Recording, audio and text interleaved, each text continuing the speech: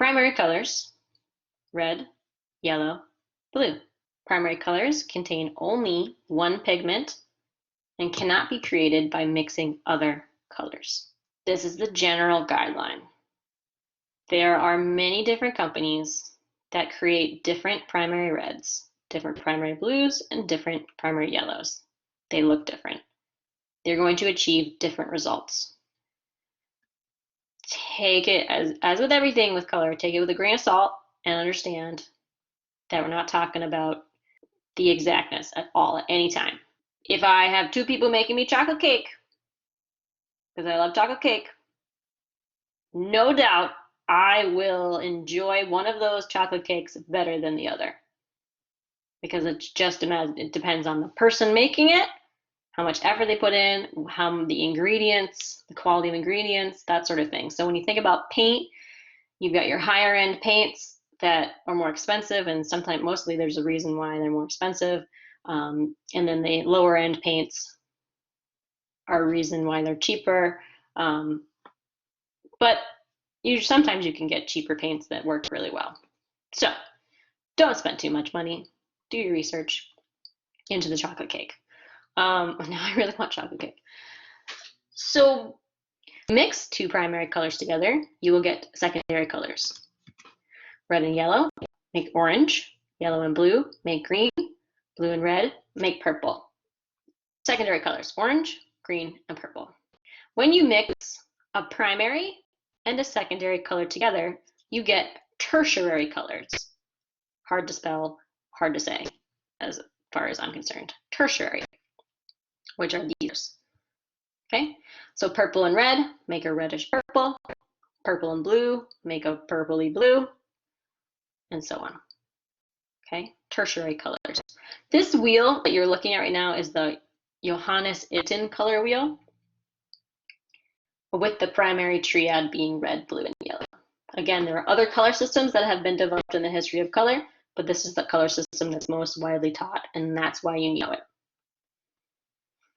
Now, as you can see, this lovely purple that you see here, it's all nearly impossible to make purple look so purpley with primary red and blue that look like these. Okay, so there are, again, this is just a guideline. This is like a measuring, well, this is like a reference tool. It's not a measuring tool. It's a reference tool for you, the color wheel. Okay, why I say purple is so tough. So you have cadmium red, medium, and ultramarine blue, which look like these red and blue. But what you get is that. Okay, that's surprising. That was surprising to me when I was like, oh, I'll just mix this red and blue and I'll get a purple. And then I get something brown and it looks gross. And then you try again and it still ends up that color.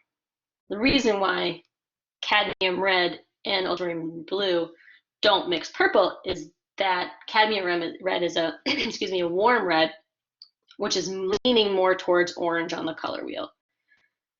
And what are complementary color wheel? Opposite each other. And when you add opposites together, you make brown.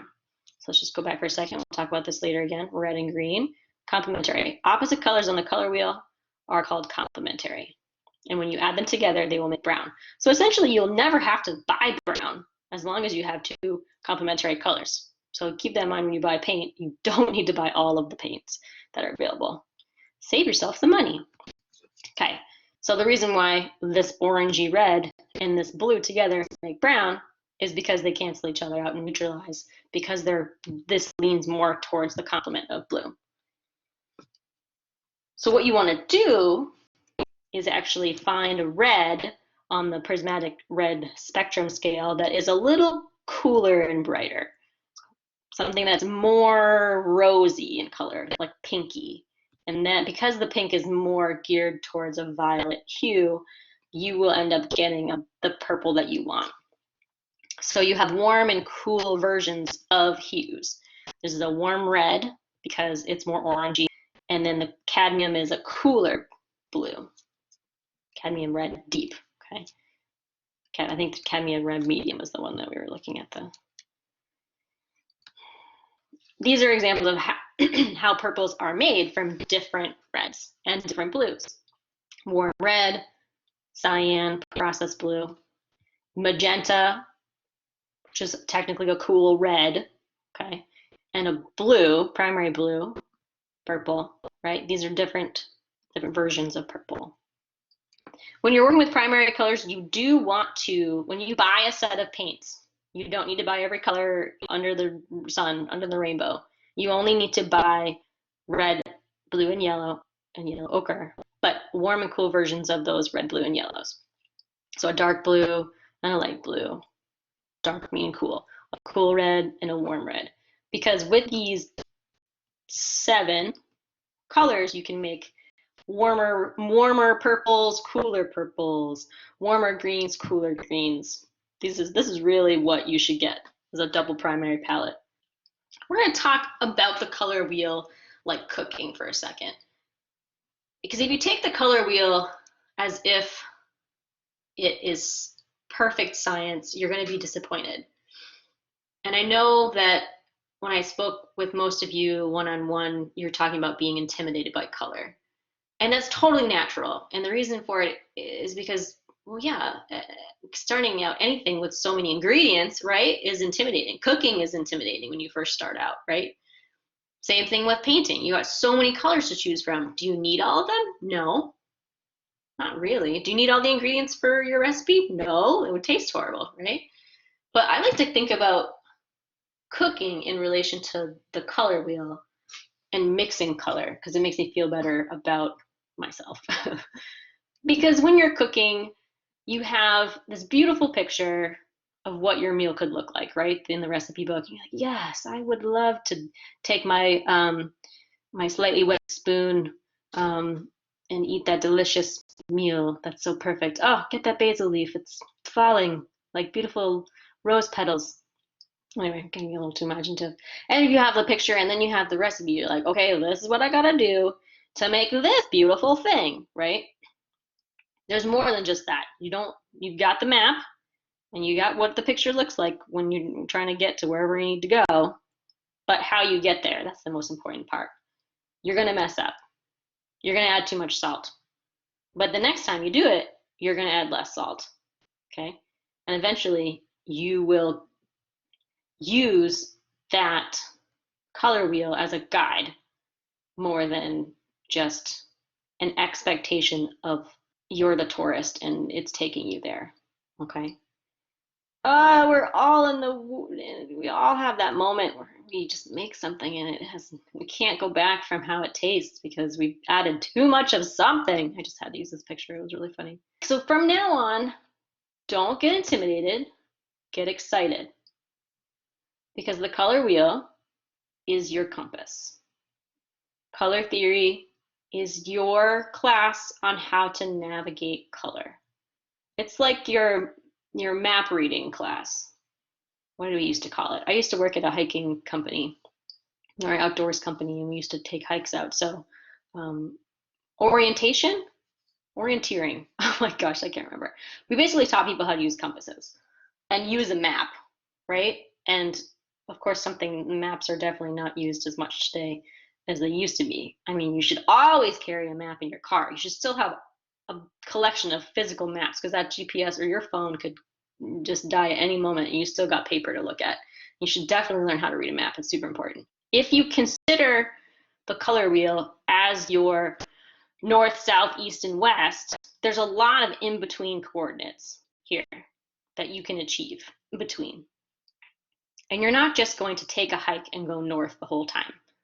For one, it's going to be really hard. You're going to end up like being at a giant lake and you're going to think, I got to walk straight through this lake. No, you can go around it. That's what's fun about exploring and getting to know how you are navigating something is understanding that you might stop at some point and have to go some other direction. Definitely not a GPS. It's not going to take you exactly where you need to go, and it's not going to tell you where all the Dunkin' Donuts are on the way, okay? So don't expect it to do that. It's your compass. Nice and simple. The compass and the map will lead you there, but you make your own choices of where you want to go. And that's how you, as an artist, will develop. All artists, no matter what medium they're working in, need to take a color theory class and learn the basic principles of color in order to successfully communicate their ideas. Once you understand color, you understand why you have picked that color. Does that make sense? We are intimidated by color because there's a ton of colors to choose. So we get scared. We look at the forest and we say, oh my gosh, how do I go in there with my compass and figure out where things are? How do I figure out my way through this forest? And you don't even go in the forest. What you need to do is go in the forest, take some snacks, okay? Keep going, follow your instincts, and make your own path. No one is going to say to you when you're working, that's a really bad color purple that you just made. It's going to go horrible with this yellow you put over here. No one's going to do that. There's no one up there watching you, okay? You follow your own compass with color. After you study color for like in this way, you're going to start to read things differently around the world around you. You're going to start thinking about like why your neighbor chose a yellow door instead of a gray door with their new blue house that they've repainted. They're going to start thinking, this is definitely why stop signs are red, right? Like, even though we all should know why stop signs are red, but you'll understand why even more. But it will also expand your lens for the world and open it up wider for you. And at the very least, you'll sit down and watch TV and finally be really intrigued by those obnoxious commercials that you have to sit through because you're analyzing the color choices. So it's a win-win, basically. Okay. So don't be intimidated. Be excited. You're gonna make your own compass. You're gonna make your own color wheel. You're gonna start navigating, and you're gonna learn. Okay. The exercises that you will be doing in this class are just mini experiments for you to understand certain concepts of how color works so that you can use that information in your future work, so that you can speak to why you are making that part of the painting red, specifically why, in case anyone asks, or you will understand why you're making that part red. And then therefore you'll understand your own artistic vision.